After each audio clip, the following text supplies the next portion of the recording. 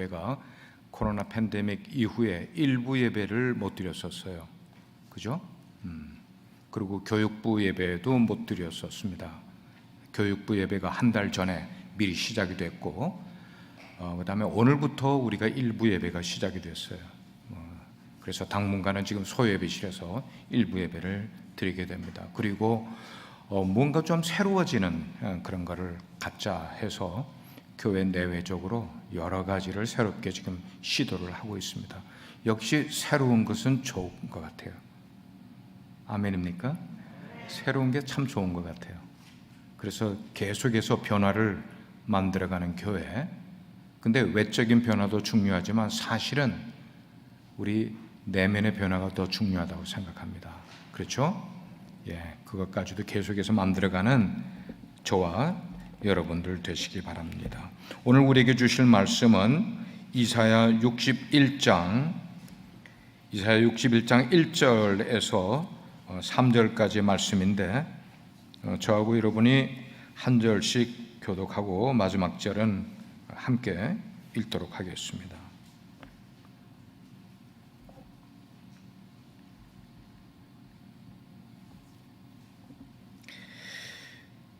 이사야 61장 1절 제가 읽습니다. 주 여호와의 영이 내게 내리셨으니 이는 여호와께서 내게 기름을 부으사 가난한 자에게 아름다운 소식을 전하게 하려 하심이라.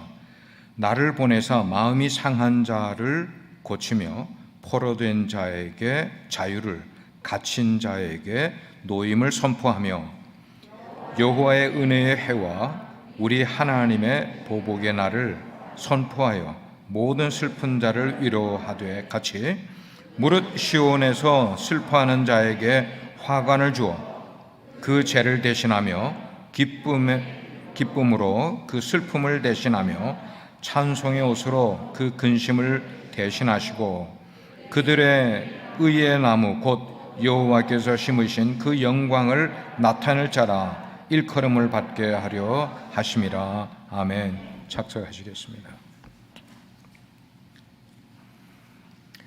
우리 주위를 둘러보면은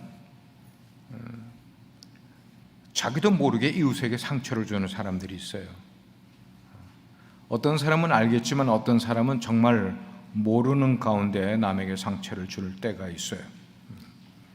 그리고 자기의 이기적이고 자기 중심적인 그런 욕구 불만에서 헤어나지 못하는 그런 불쌍한 삶을 사는 사람들이 의외로 우리 주변에 많이 있다는 겁니다. 제가 우리 주변이라는 말을 쓴 이유는 우리라는 거예요. 우리 속에. 왜 그런 일들이 일어나는가 하면 그들의 내면에 상처가 있기 때문에. 그래서 그것 때문에 자기가 원하지 않아도 자기가 모르는 가운데 남들에게 상처를 주고 또 상처를 받으며 살아가고 있다는 거죠. 독일의 염세주의 철학자 가운데 쇼펜하우어라는 분이 있어요. 근데 이분은 염세주의자답게 늘 주위 사람들을 바라볼 때 저 사람이 혹시 나에게 해코지나 하지 않을까 하는 그런 의심이 섞인 눈초리로 주변 사람들을 늘 그렇게 바라보곤 했었습니다. 예를 들면 매번 자기가 단골로 가는 이발소를 가게 될 때 이발소 가면은 지금은 면도를 그렇게 하는 데가 별로 없겠지만 옛날에는 긴 칼로 이렇게 갈아가지고 면도를 해주잖아요. 근데 그게 무서운 거예요. 혹시나 이 이발사가 칼로 자기 목을 베지는 않을까 하는 그런 생각이 늘. 그래서 이발은 하되 그는 절대로 이발사에게 면도를 맡기지 않았다고 그래요. 자기 집이 2층인데도 불구하고 이 쇼펜하우어는 늘 1층에서 잠을 잔다는 거예요. 왜냐하면 2층에 자다가 혹시 집에 화재가 나면은 도망 나오지 못하고 죽게 될까 봐. 강도가 우리 집에 침입하면은 내가 살아야 되는데, 그래서 강도를 막을 권총과 거기 탄화를 장전해 놓은 것을 머리맡에다가 총을 항상 놓고 그렇게 잠이 들어오곤 했다는 거죠. 그뿐만이 아니야. 자기 집안에서 값어치가 나가는 그런 것들은 도둑이 들어와서 쉽게 찾아내서 훔쳐가지 못하게 하느라고 아주 비밀스러운 장소에다가 숨겨놓는데, 그 비밀스러운 장소가 예를 들면 금화 같은 건 어디다가 숨기는가 하면 잉크병 속에 숨겨요. 잉크병 속에. 그리고 지폐 같은 것은 침대 밑바닥에다가 이렇게 깔고, 그리고 길을 가다가 누군가 자기에게 모르는 사람이 대쉬에 오게 되면은 자기를 방어하기 위해서 미리 상대방에게 폭력을 휘두르는 그런 일들이, 공부를 많이 한 철학자인데도 그의 내면에 상처가 있으니까 그런 삶의 태도를 갖게 된다는 거예요. 자, 그런 쇼펜하우어가 어느 추운 겨울날 고슴도치를 지켜보게 됩니다. 고슴도치 몇 마리가 서로 추위를 피하기 위해서 서로 가까이 다가가는 거예요. 다가갔다가는 서로 가시에 찔리게 되니까 또 떨어지는 거야. 근데 또 추우니까 또 서로 다가가는 거야. 다가갔다가는 또 찔리고는 또 떨어지는, 이런 것들을 반복하게 되는데, 이런 과정을 반복하게 되면서 고슴도치들은 최소한의 서로 간의 거리를 지키며 사는 게 좋겠다 하는 생각으로 발전하게 됐다는 거예요. 이게 쇼펜하우어의 철학적인 내용 속에 나오는 그런 실제적인 일이에요. 그런데 실제로 고슴도치들은 그럼 어떻게 그 추위를 이기는 방법을 가지는가 하면은, 온몸에는 등에 가시를 짊어지고 살아가는 고슴도치이지만 머리에는 침이 있어도 이게 짧아서 상대방을 찌르지 못할 정도가 되니까 그들은 스스로 이 바늘이 없는, 가시가 없는 그런 머리만 맞대고 체온을 유지하면서 보낸다고 그래요. 존 얼트버그라는 교육학자가 있어요. 근데 이분은 이 고슴도치 딜레마를 또 이렇게 나름대로 설명을 하고 있었습니다. 고슴도치는 원래 무리를 이루지 않고 홀로 다니는 외로운 동물이래요. 그렇지만 고슴도치가 그렇게 무리를 이루지 않는 동물임에도 불구하고 고슴도치가 혼자 있는 것을 좋아하느냐? 그건 아니라는 겁니다.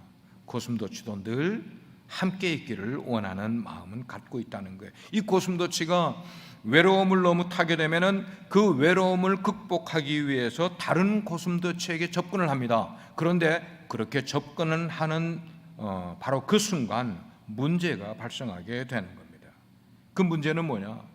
자기는 전혀 의도하지 않았지만 한 고슴도치가 자신의 외로움을 극복하기 위해서 또 다른 고슴도치를 찾아가 그를 안아주거나 가까이 하려고 하는 순간 의도하지 않은 상처를 상대방에게 주게 되고 자신도 원하지 않는 상처를 받게 된다는 거예요.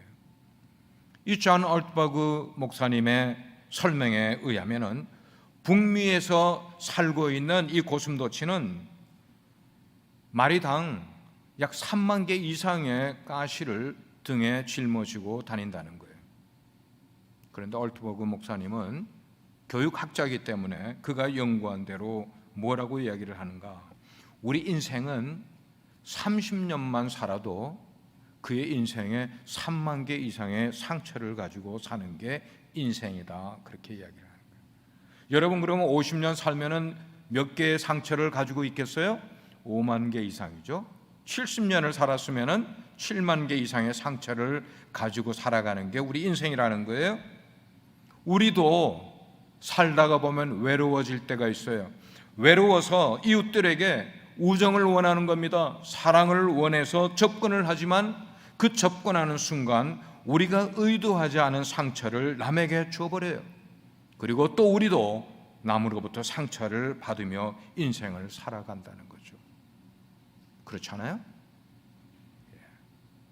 오늘 우리가 읽은 본문에 나오는 내용, 그 내용의 초점은 메시아께서 이 땅에 오셔서 하실 사역은 어떤 사역을 하실 것인가, 여기에 초점이 맞춰져 있는데, 그 메시아가 이 땅에 오시게 되면은 노예로 살아가면서 슬픔을 겪고 고통을 겪으며 눈물 속에 살아가는 이스라엘 백성들, 하나님의 택한 백성들에게 메시아가 회복을 주고 그리고 치유를 주고 기쁨의 순간을 마련해 주기 위해서 메시아가 이 땅에 오시게 된다는 그래서 그 메시아가 그 백성들에게 오게 될 때에 그들의 슬픔과 고통과 눈물이 환희와 기쁨으로 바뀌게 되는 것을 묘사하고 있는, 그래서 이스라엘의 컨셉 가운데 중요한 컨셉 하나가 희년이라는, 주빌리라는 개념이 여기에 1절과 2절에서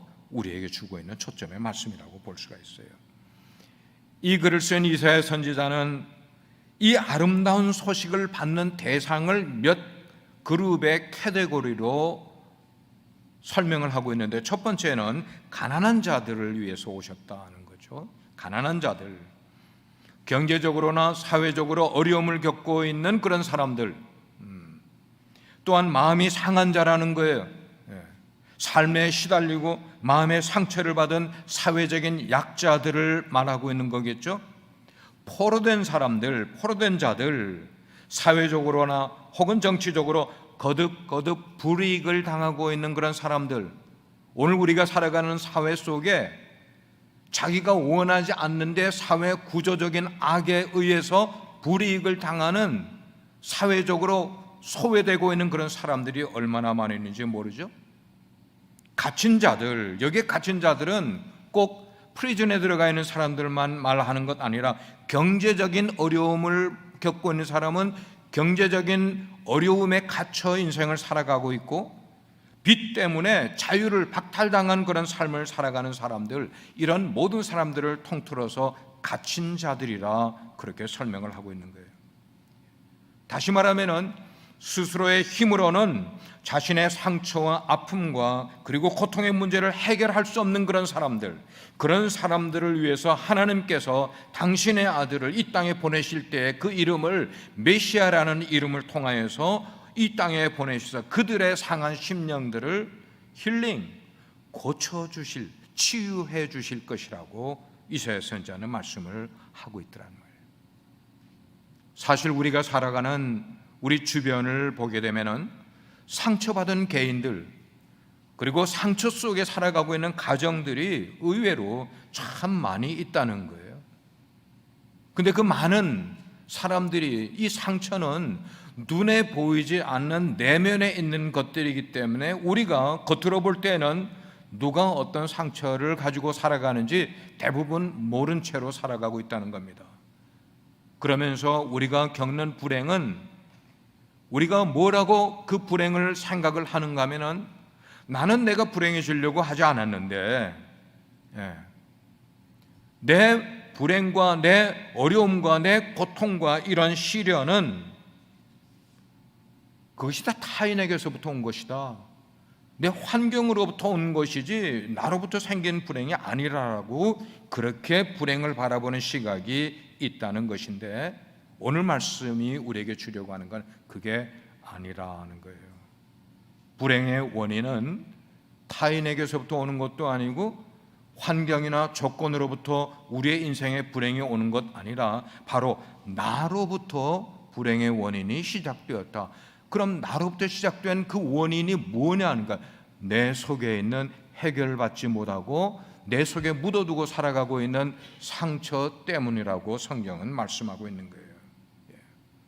뿐만 아니라 우리 가운데 이런 상처가 있다면은 치료를 받아서 회복이 돼야만 되는데도 불구하고 치료받지 못한 채로 일생 동안 인생을 살게 되면 일생 동안 불행한 삶을 계속 지속할 수밖에 없는 것이 우리의 어리석은 모습이 될 수 있다고 성경은 말씀을 하고 있는 거예요.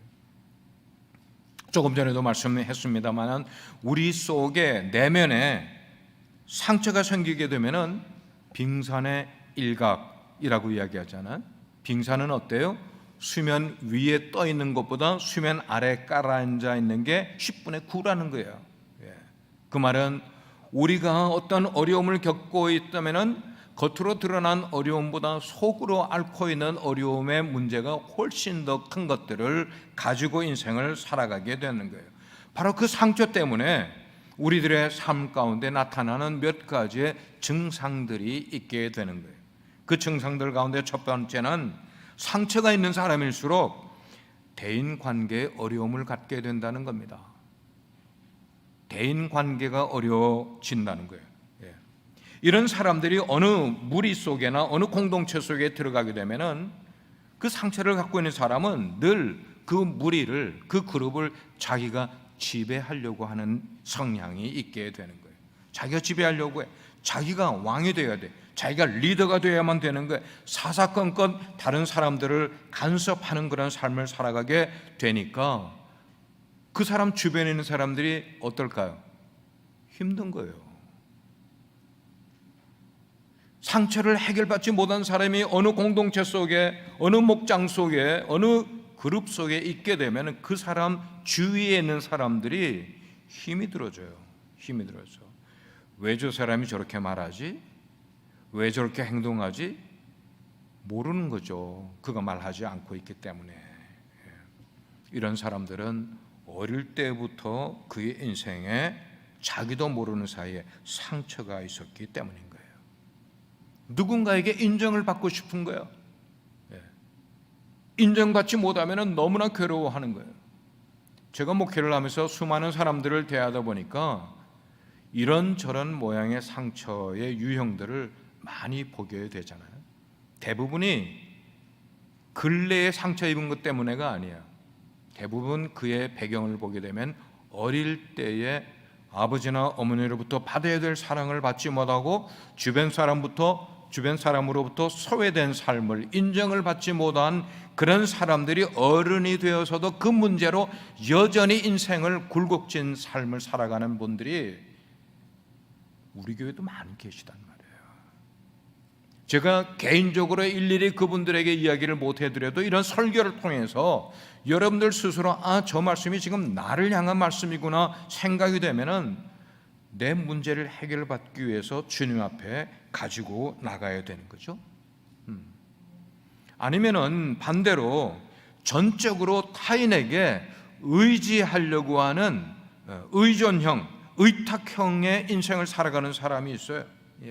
그러다가 누군가에게 내가 전적으로 내 인생을 의탁했었는데 그 사람이 나에게나 내 가족들에게 실망하는 일을 보게 된다거나 겪게 되면 그 사람, 의탁했던 그 사람은 인생이, 세상이 그야말로 다 무너져 내리는 것 같은 그런 좌절하는 삶을 살아가는 스타일이 되게도 된다는 거예요. 일순간에 그의 삶이 완전히 그냥 떨어져 버리는 그런 모습. 두 번째로 상처가 있는 사람은 말이 부정적이고 태도가 부정적이 되게 되는 거죠. 그래서 대화를 할 때 사람들하고 대화가 원만히 잘 안 되는 거예요. 왜 안 되는가 아세요? 이 사람과 대화를 하면 항상 상대방을 깎아내리려고 하는 그런 말을, 투가 있는 그런 사람들. 그리고 나도 모르게 상대방이 무슨 말을 하면은 그게 아니야, 그런 게 아니라 이런 식으로 말을 하려고 하는 그런 스타일이 왜 그러냐? 자기 속에서 자기도 모르게 그런 문제가 나타나게 되는 거죠. 제가 그래서 그런 분들을 가까운 사람들에게는 개인적으로 이야기를 해드려요. 우리 대화 술에 그런 말들은 상대방이 들으면 좋지 않으니까 가급적 쓰지 마십시오라고까지 이야기를 해드리는 경우도 있어요. 다른 사람을 칭찬하고 격려하고 위로해주는 삶을 살아가지 못하는 거죠. 왜? 자기 속에 있는 상처 때문에 남을 위로할 겨를이 없게 되기 때문인 거예요. 나아가서는 스스로 강박관념에 사로잡히게 됩니다. 자기의 열등의식이, 강박관념이 계속 쌓이게 되면은 이게 또 쌓이게 되면은 자기도 모르게 인생이 우울증으로 가게 되는 거예요. 얼굴이 늘 어두운 거예요. 소화가 되지를 않는 거예요.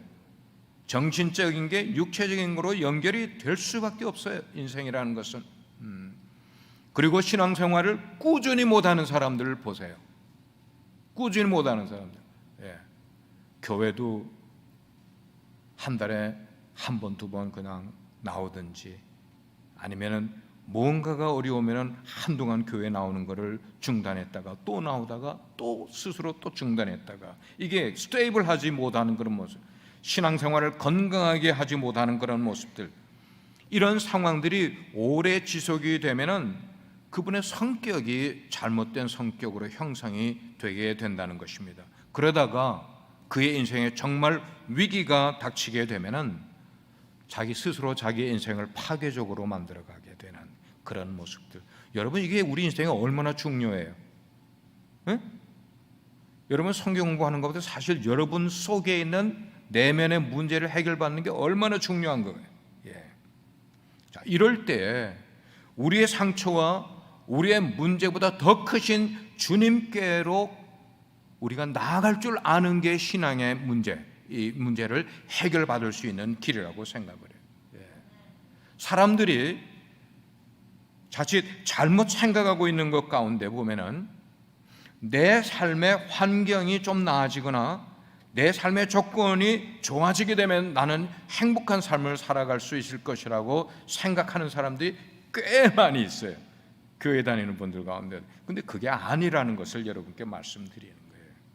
내 조건이 좋고 내 환경이 좋다 할지라도 그 사람의 마음속에 만약에 상처를 가지고 인생을 살아가는 사람이라면 행복 아니에요. 그럴 수가 없어요. 기쁨, 즐거움, 그의 인생 속에 그런 걸 누릴 겨를이 없음을 우리는 알게 돼요. 예. 제가 본 기사 가운데 한국에서 최고의 부자를 일컬은 삼성의 창업주, 이름은 제가 이야기 않겠어요. 그분의 손자 몇 명 가운데 한 명이 자기 인생을 비관해서 얼마 전에 자살을 했어요.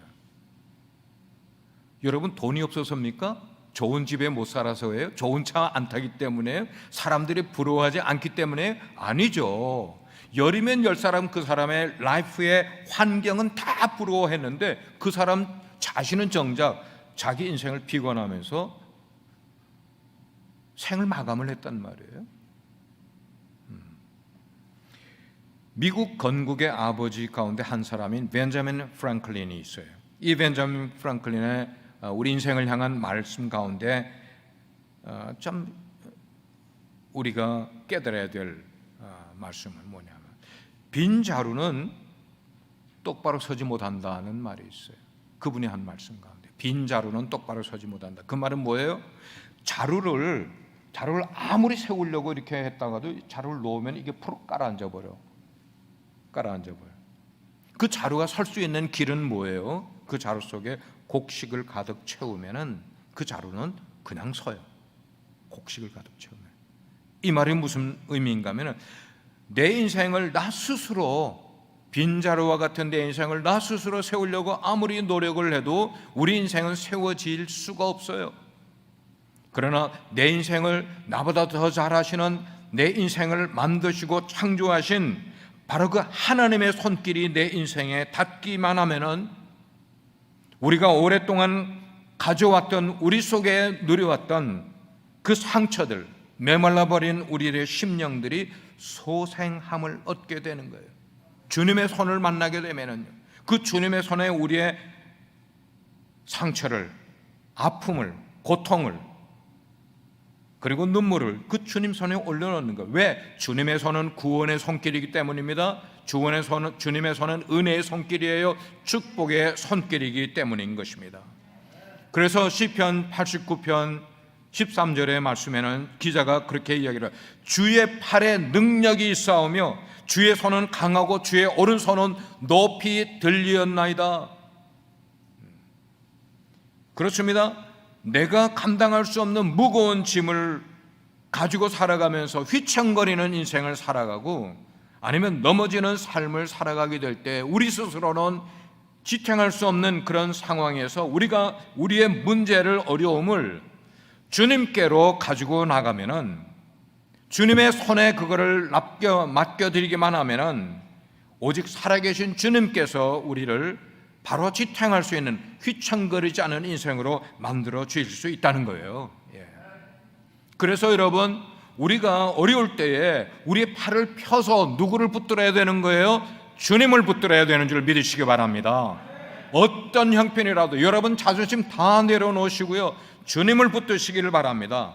우리의 부족한 손을 주님께서 꽉 붙들어 주실 거예요. 아니요, 어쩌면 우리가 주님께 우리의 팔을 벌려서 찾지 못하고 주님께 리치하지 못한다 할지라도 주님께서 우리를 찾아오셔서 우리의 마음의 소원을 들어주시고, 주님의 능력의 손을 펴셔서 우리를 온전히 붙들어 세워주시는 인생을 살아가게 될 줄 믿습니다. 주님은 이 세상을 살아가면서 우리가 상처받은 것 주님 싫어하세요. 세상에서 시험받아서, 사탄에게 시험받아서 넘어지는 인생 살아가는 것 주님은 싫어하시기 때문에, 우리가 인생 살아가다 보면 사탄이 얼마나 우리의 인생을 찝쩍거립니까? 얼마나 장난을 많이 칩니까? 그럴 때 우리가 넘어지지 않도록 죄의 유혹에 빠져서 온갖 상처 입은 그런 사람들을 위해서 주님이 이 땅에 메시아로 와 주셨다는 거죠. 그래서 주님이 친히 우리의 상처에 뭘 발라주세요? 치료의 기름을 발라주시고 우리를 고쳐주실 거라는 거예요. 그러므로 사랑하는 여러분, 혹시 여러분에게 상처가 있으면 부끄러워하지 마십시오. 왜 부끄러워하지 말아야 돼요? 모든 사람이 뭐가 있다? 상처가 있기 때문에. 성경은 로마서는 말씀합니다. 모든 사람이 죄를 범하였음에, 그 말은 뭔가 하면 모든 사람 속에 상처가 있지 나만 상처 있는 것 아니니까 그 상처 있음을 부끄러워할 필요가 없다는 거예요. 누구나 있어요. 상처 없는 척하면서 살지도 마시라는 거예요. 우리가 옷을 잘 입으면 귀부인이 됩니까? 아니에요. 귀부인이 되는 것은 우리들의 내면이 건강해지면 우리는 귀부인 대접을 사람들에게 저절로 받게 되어 있어요.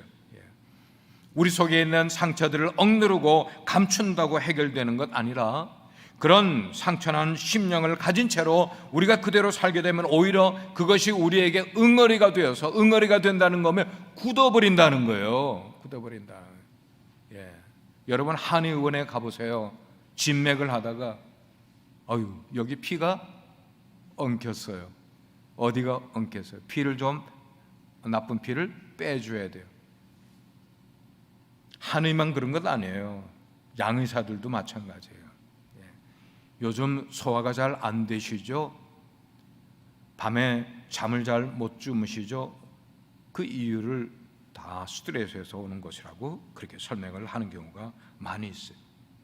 성경에 보게 되면은 아람 나라의 왕의 군대 장관인 나만이라는 분이 사람들에게 드러내게 부끄러운 병을 몸에 갖고 있었어요. 그 병이 뭐였어요? 문둥병을 갖고 있어요. 결코 사람들에게 저주의 병을 갖고 있었단 말이에요. 그렇지만 그는 자기의 체면, 위치 전혀 생각지 않고, 처음에는 그런 걸 생각했지만, 그러나 그 병과 수치를 다 드러내놓고 주의 종의 말씀 따라 순종함으로 어디에 가서 당신의 몸을 몇 번 물에 담그시오, 그 말씀대로 순종을 했더니 그 병이 씻은 듯이 나았음을 성경은 기록하고 있어요. 12년 동안 사람들에게 드러내지 못하고 자꾸만 하혈을 하네요. 그 하혈이라는 게 오늘로 말하면 암병이란 말이에요. 여성이 자기의 집안에 있는 재산들을, 용한 의원들을 찾아내라고 다 탕진을 해놓고, 그리고도 병을 못 고쳤어요. 사람들에게 손가락질 받고 외부 출입하지 못하는 그 여인의 마음 가운데 예수님을 만나고 싶은 마음이 생긴 거예요. 믿음의 자리로 나아갔더니 예수님이 거기 계셨어요. 예수님의 옷자락에 한 끝이라도 내가 만지면 내 병이 나을 수 있을 것 같은 작은 신랄 같은 믿음을 가지고 예수님의 옷자락을 만지는 순간 예수님의 능력이 그 여인에게 들어가 그 병을 고침받은 사건이 성경에 기록되어 있어요. 우리가 사도 바울을 부러워하잖아요. 얼마나 신앙에 좋은 선배입니까? 그 사도 바울이 성경에 기록된 대로는 육체에 뭘 가지고 있었어요? 다 같이 따라하세요. 육체의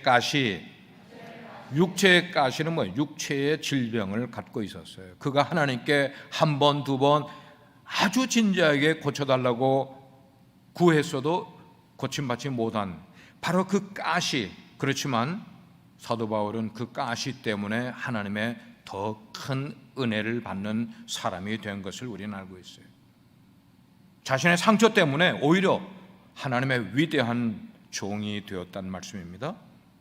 그렇기 때문에 우리가 어떤 상처가 있습니까? 그걸 원망하고 불평하고 그것 때문에 고민하고만 인생 살지 말고, 어두운 삶을 살지 말고, 사람들을 깊이 아는 그런 삶을 살지 말고, 고슴도치처럼 외롭게 스스로 외로움을 인정하면서 인생을 살지 마시고, 후회하는 인생 살지 마시고 주님 앞으로 그 문제를 가지고 나와서 해결 받으셔야죠. 베드로, 예수님의 수제자 아닙니까? 그렇지만 베드로가 수많은 실수를 범한 베드로였어요. 마지막에는 예수 그리스도를 자기는 모른다고까지 부인했던 그런 제자 아닙니까? 그렇지만 주님께서는 그 베드로를 끝까지 붙들어 주셨어요. 놓지 않으셨어요. 베드로는 그의 상처 속에서 겸손해지는 법을 배웠습니다. 하나님의 은혜의 통로인 것을 깨달았어요. 나의 실수가 하나님의 은혜로 가는 길인 줄 알았어요. 그렇게 자기를 다스리게 될 때 준비된 그를 하나님께서는 귀하게 쓰셔서 정말 12제자 가운데 수제자가 되는 삶을 살게 되는 거죠. 결국 그는 뭐예요? 죽을 때까지 그 삶을 계속 살다가 자기 사명을 감당하다가 순교의 자리에까지 담대히 가는 인생을 살게 된 것이었어요. 수가성이라는 한 성에 사람들하고는 전혀 왕래를 하지 않고 숨어 살던 한 여인이 있었습니다. 왜냐하면 자기의 상처가 부끄러워서 사람들 앞에 떳떳이 나갈 수가 없는 그런 여인이었었습니다. 그런데 어느 한 대낮에, 사람들이 나오지 않는 대낮에 물을 길러 우물가로 갔다가 거기서 예수 그리스도 메시아를 만나게 됩니다. 그녀는 상처가 많은 인생을 살아왔던 사람입니다. 사람들이 자기를 만나주지 않는 건 둘째치고 자기 스스로 두려워서 사람 만나는 것을 하지 못하는 인생을 살아간 사람이었습니다. 마음이 그만큼 어두워진 삶을 살아가는 사람이었습니다.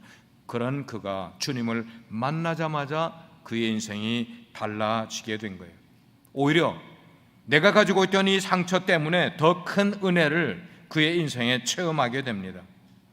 우리 주님께서는 우리의 상처를 치유해 주실 뿐만 아니라 치유의 단계를 넘어서 그 상처를 영광의 자리에까지 올려주시는 좋으신 주님임을 우리가 깨달아야만 하겠습니다. 그렇습니다. 상처를 오히려 은혜의 도구로 바꾸십시오. 한번 따라하시길 바랍니다. 상처를 오히려 은혜의 도구로 바꾸자. 오늘 우리가 읽지는 않았습니다만 그 다음에 7절을 보게 되면, 제가 읽어드리면, 너희가 이스라엘 백성들인 거예요. 상처가 많은 이스라엘 백성들의 너희가 수치 대신에 보상을 배나 얻으며 능력 대신에 몫으로 말미암아 즐거워할 것이라. 여기 몫이라는 것은 보상이라는 거예요. 보상. 그리하여 그들의 땅에서 갑절이나 얻고, 그들의 땅, 너희들 땅이 아니라 그들의 땅에 있지만 너희들이 갑절이나 보상을 받고 영원한 기쁨이 있으리라. 지금 70년 동안 바벨론 땅에서, 아수르 땅에서 포로 생활로 인해 완전히 상처투성이가 되어 있는 이스라엘 백성들에게 하나님께서는 뭐라고 말씀하세요? 너희들이 몇 배 이상의 영광과 기쁨을 얻게 되리라. 아멘. 아멘. 이사야 선지자를 통해 그들의 미래에 오게 될 하나님의 복을 선포하고 있는 것이었어요. 우리 인생의 이치 가운데 부러진 뼈였지만 난감하잖아요. 뼈가 부러졌어요. 그러나 그 부러졌던 뼈가 다시 붙어서 아물면은 다른 상한 뼈보다 더 단단하게 굳어버린대요. 아멘. 여러분, 상처 있는 거 절대 부끄러워하지 마세요. 상처를 오히려 은혜의 도구로 삼으면서, 하나님, 저 상처 있어요? 저 받아주세요. 저 아파요. 저 슬프거든요. 그러나 주님 앞에 그 문제를 가지고 나가 아뢰게 될 때 그 상처를 주님께서 보시고 들으시고 받으시며 상급으로 바꾸어 주시는 좋으신 주님을 바라보면서 약할 때 강함 주시는 찬송만 그렇게 부르지 마시고요, 정말로 내 인생이 약할 때 강함 주시는 주님의 손길을 체험하는 여러분 되기를 주의 이름으로 축원합니다. 누가 뭐라고 해도 세계의 역사는 하나님의 장중에서 만들어져 가고 있음을 믿으시길 바랍니다. 우리 개인의 생각, 개인의 미래의 계획, 마찬가지에 우리 가정에, 우리 비즈니스의 모든 것, 미래에 관한 것들, 우리의 육적인 삶뿐만 아니고 우리의 영적인 삶조차도 모든 것이 다 주님의 장중에 붙들려 있음을 믿는 믿음, 이게 우리가 추구해야 될 믿음이라고 성경은 말씀을 하고 있어요. 성경에 위대한 인물들이 참 많이 나와요. 여러분은 그 위대한 인물들 가운데 어떤 인물을 여러분의 표상으로, 여러분이 닮아야 될 대상으로 여기고 있습니까? 어떤 인물입니까? 여러분이 닮고 싶은 그 위대한 인물들도 가만 보게 되면 우리들의 성품과 별 다를 바 없는 분들이라는 걸 우리는 성경을 읽으면 대번에 알게 돼요. 아브라함도 실수했어요. 모세도 실수를 했고요. 사람들에게 성군이라는 말을 들은 다윗도 크게 실수를 범한 사람이에요. 우리와 별로 다를 바 없어요.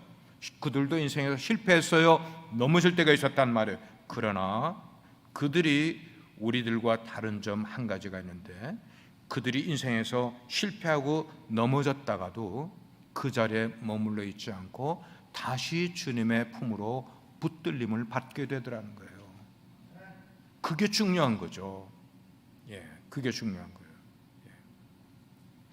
자신의 약점과 실패에도 불구하고 그들은 다시 주님의 품을 찾더라는 거예요. 마치 집을 나갔다가 돌아온 둘째 아들과 같은. 그렇습니다. 우리 인생에도 넘어질 때가 있고 문제에 빠져들 때가 있지만, 그러나 다시 주님의 품을 찾아드는, 주님을 찾는 저와 여러분 되기를 바랍니다. 그러면 살아 역사하시는 주님 손에 붙들려 살아가는 사람이 세상에서 가장 위대한 사람이고 가장 행복한 사람이 될 수가 있기 때문에, 다시 오늘 말씀을 종합을 합니다. 우리의 모든 삶에는 분명히 문제가 있습니다. 실패도 있습니다. 그것 때문에 상처가 우리 가운데 남게 됩니다. 그렇지만 주님 손 위에 우리의 문제, 우리의 상처, 우리의 시름, 이런 것들을 주님 손 위에 올려놓게 되면 그 문제가 더 이상 문제가 되지 않게 된다고 성경은 말씀을 하고 있어요. 때때로 환경이 우리를 가로막습니다. 여건이 열리지 않을 때가 있어요.